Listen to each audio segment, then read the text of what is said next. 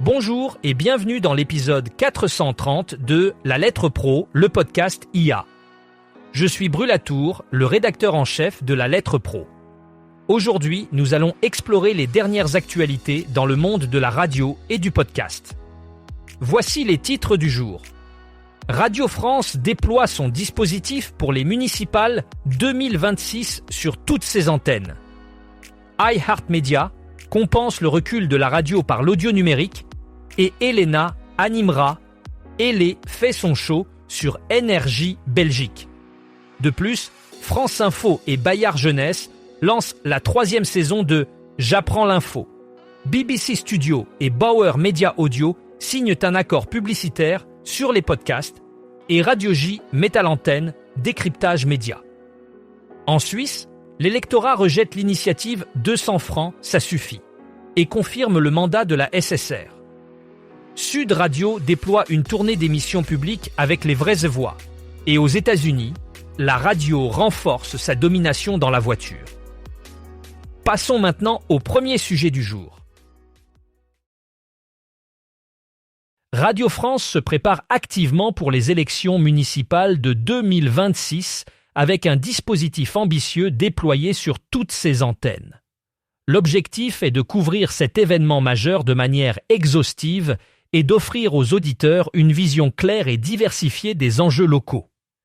Chaque station du groupe, qu'il s'agisse de France Inter, France Info ou encore France Culture, contribuera à offrir une couverture complète et dynamique.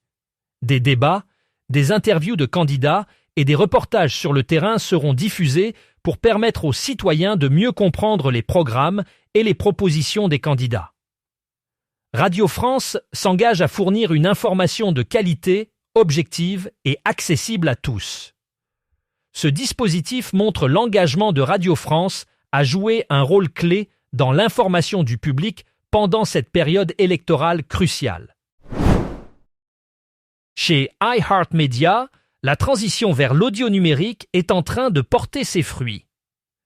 Face au déclin de l'écoute radio traditionnelle, l'entreprise a misé sur le numérique pour maintenir sa position dominante dans le secteur. Cette stratégie semble payante, car la progression de l'audio numérique compense efficacement la baisse de l'audience radio. Avec une offre diversifiée de podcasts et de contenus en streaming, iHeartMedia a su capter un public plus jeune et plus connecté.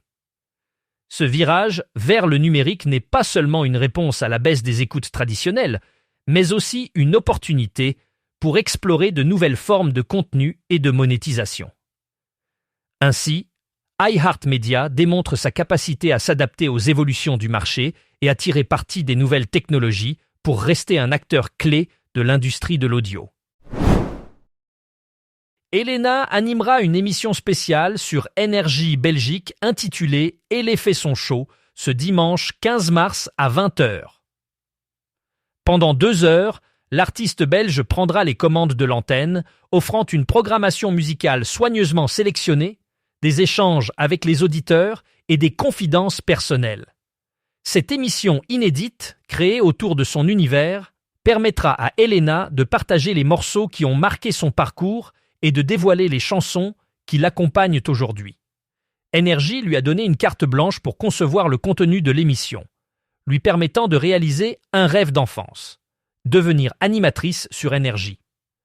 Les auditeurs pourront interagir avec elle en direct via une plateforme dédiée, et ces échanges seront ponctués d'anecdotes, de souvenirs de carrière et de confidences intimes. Elle fait son show promet d'être un moment unique de partage et de découverte musicale. France Info et Bayard Jeunesse reviennent avec la 3e saison de leur programme éducatif J'apprends l'info. Après 2 saisons réussies qui ont permis à 275 000 élèves de découvrir le métier de journaliste et de mieux comprendre les fake news. Ce programme vise à sensibiliser les jeunes et leurs enseignants aux mécanismes de l'information et de la désinformation. La saison 3 débutera le 24 mars lors de la Semaine de la presse et des médias dans l'école avec 2 webinaires gratuits au Studio 104 de la Maison de la Radio, diffusés également en streaming. Les élèves de 7 à 15 ans pourront y participer, que ce soit en présentiel ou à distance, pour explorer les fake news, notamment à l'ère de l'intelligence artificielle. 2 autres rendez-vous sont prévus les 29 septembre et 8 décembre 2026 pour approfondir l'éducation à l'information avec des formats innovants associant radio et numérique. BBC Studios et Bauer Media Audio ont récemment conclu un accord publicitaire sur les podcasts. Ce partenariat stratégique vise à accroître la monétisation des contenus audio en ligne des 2 entreprises. En collaborant, elles espèrent maximiser leurs revenus publicitaires et élargir leur portée auprès d'un public plus diversifié. Cet accord permet à Bauer Media Audio d'accéder au portefeuille de podcasts de BBC Studios qui comprend des titres très populaires et reconnus à l'international. En retour, BBC Studios bénéficiera de l'expertise de Bauer en matière de publicité audio et de sa vaste expérience sur le marché européen. Les 2 entités partagent une vision commune de l'évolution du paysage médiatique et considèrent ce partenariat comme une étape clé pour renforcer leur position sur le marché des podcasts. Cette collaboration est également perçue comme une opportunité d'innover et de développer de nouvelles offres publicitaires adaptées aux attentes des auditeurs modernes. Radio J a récemment lancé une nouvelle émission intitulée Décryptage Média, présentée par Pierre Friedenreich. Diffusée chaque dimanche à 21h sur 94,8 FM à Paris et en DAB+, cette émission hebdomadaire propose une analyse approfondie du traitement de l'actualité par les médias.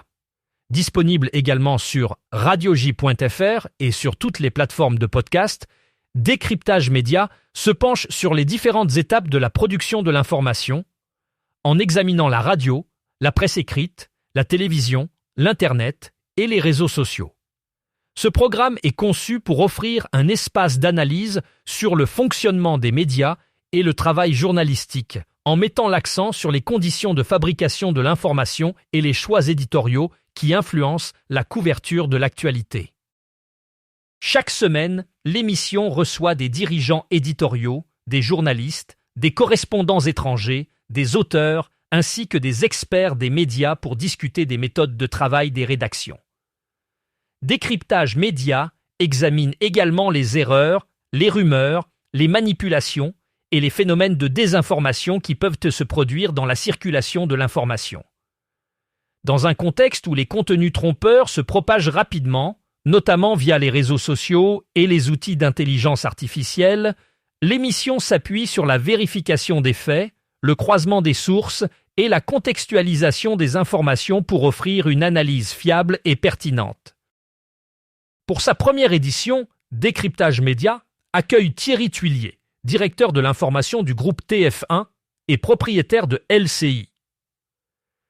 L'entretien se concentre sur le fonctionnement d'une rédaction qui compte près de 400 journalistes et dévoile les coulisses de la production de l'information au sein du groupe audiovisuel. Au cours de cette première émission, plusieurs sujets sont abordés, tels que le scandale RTS, les écoles de journalisme et l'affaire Epstein aux États-Unis. Décryptage Média s'impose ainsi comme un rendez-vous incontournable pour ceux qui s'intéressent au paysage médiatique et à la manière dont l'information est façonnée et diffusée.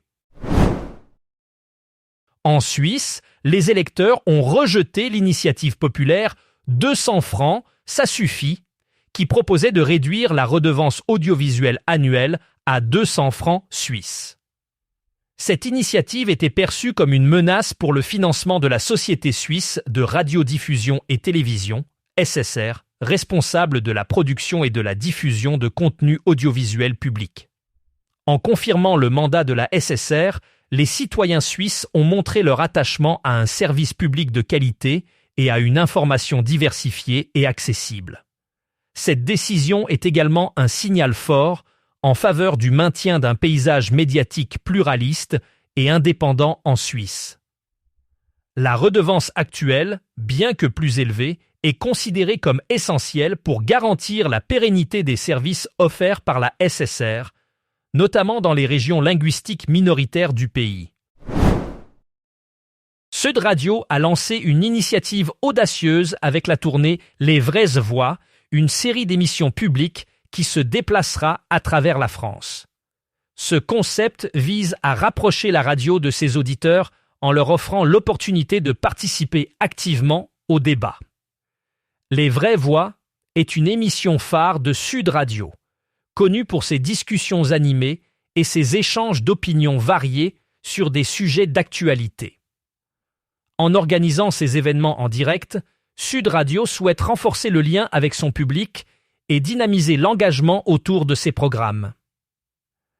Cette tournée permet non seulement de toucher un auditoire plus large, mais aussi de diversifier les lieux de diffusion, offrant ainsi une expérience unique aux participants.